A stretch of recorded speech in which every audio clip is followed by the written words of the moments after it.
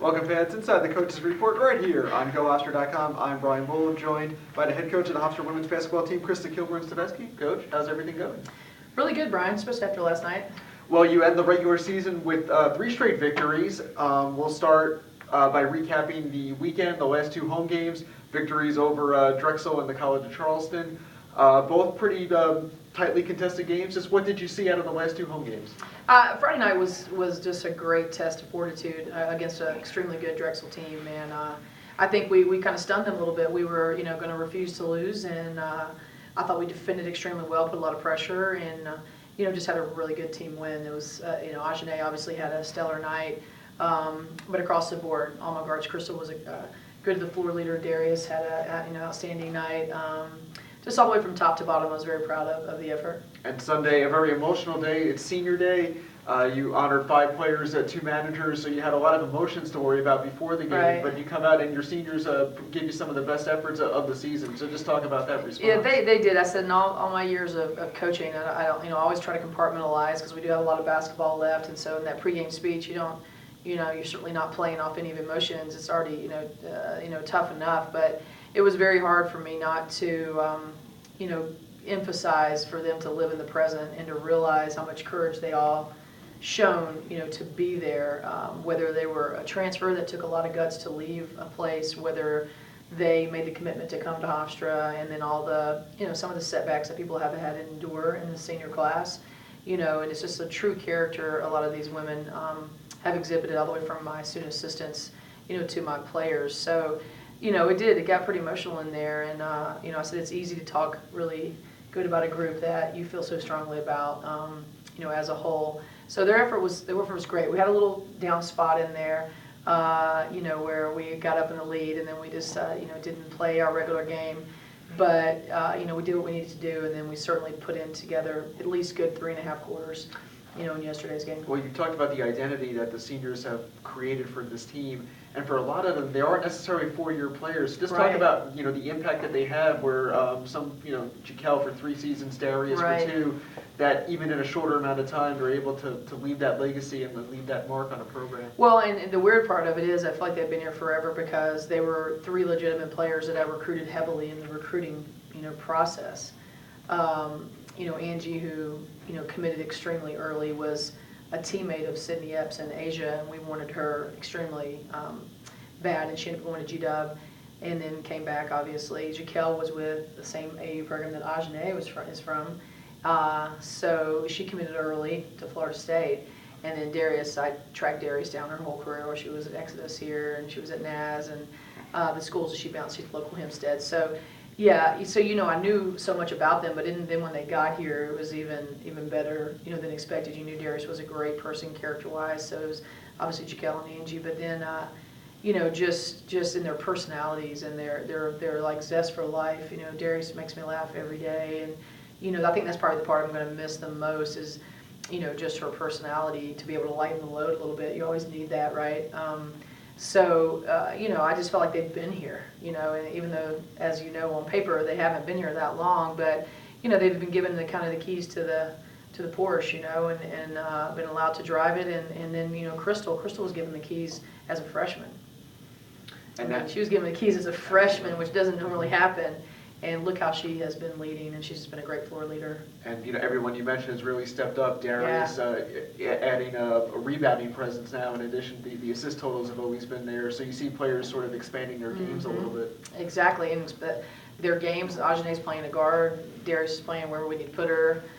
Just a lot of shuffling around. Sandra Dongmo jumped on her hard last night after her first couple minutes on that court, and then she had to get adjusted, and she ended up 10, 12 minutes with 6 points and 5 rebounds. That's like extremely good numbers.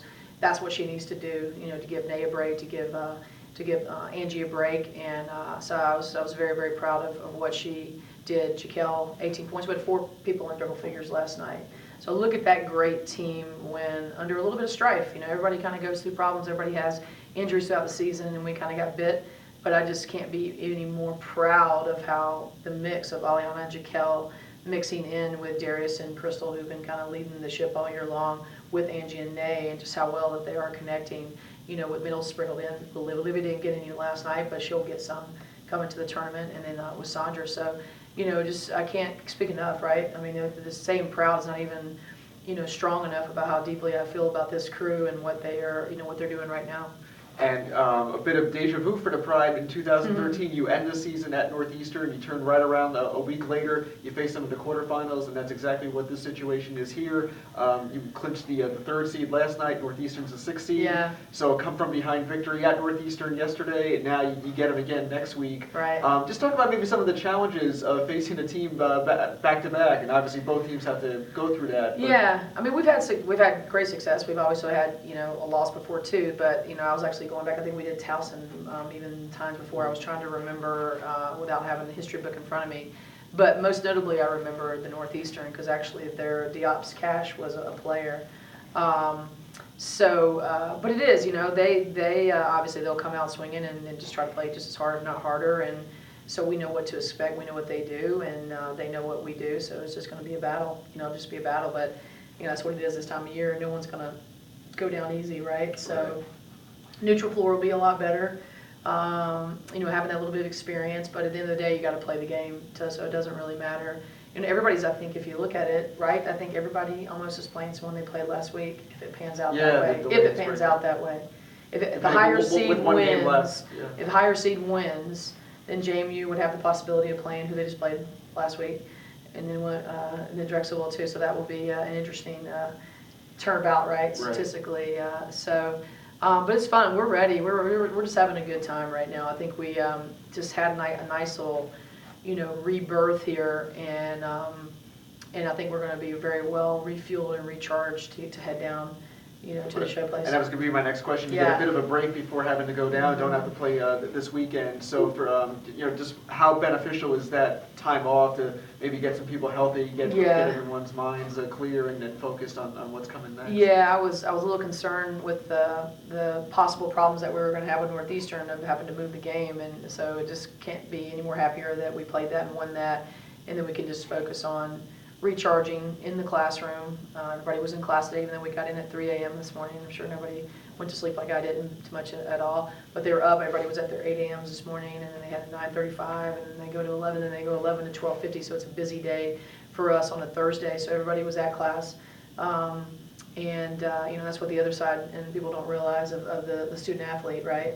So they all were there. So now they can focus today, tomorrow, with their academics, Monday and Tuesday, knowing that they're going to be out of commission most of the rest of next week. So, and recharge and then just get our mind right for what lies ahead. So just proud. Ajane had to have the toughest defender last night, and I thought she and they tried to stop her, and that's what I think I was most proud of last night was they tried to stop her, and then everybody else kind of carried the weight. So Angie White had a gritty game. She was just battling down. So all that stuff helps you to get ready for our next step here. So just really proud of this group and proud of the folks that have been having sit out. Kelly's been, I think it's just been humbling for her. It's not a position she's ever been in, and I'm just proud of her. She's coaching. She's talking up in a huddle. I'm like, Kelly, tell me what you just said. I'm hearing her. Sometimes it's good for her to now see this. I think it'll help her mature even more as a player because she's seeing like what the other side sees. She's never had that happen before. So very, very proud of her, and Asia just having to, take one for the team right now because she couldn't finish out her run. And so we've had a lot of folks on the sidelines here, but they've been doing a good job of keeping this team together. And just one last question, and obviously you have so much in front of you, but Hofstra has clinched a 20-win season. It's the first time in the team's Division I history you've won 20 games in back-to-back seasons. Just how proud are you of the team to have that in the back pocket? No, that's great. I think after the season's over, it'd be kind of, you're such a great job of giving us all these like milestones and stuff that, unfortunately I see it and then I move on, so so the retention, but it'll be nice to finish out really strong, as Jeff Hathaway texted me last night, I thought this was a great little hashtag. Obviously, he was congratulating the team, he was congratulating the staff. He's very happy with both men's and women's right now, right, in the program. And then he had a hashtag more to do.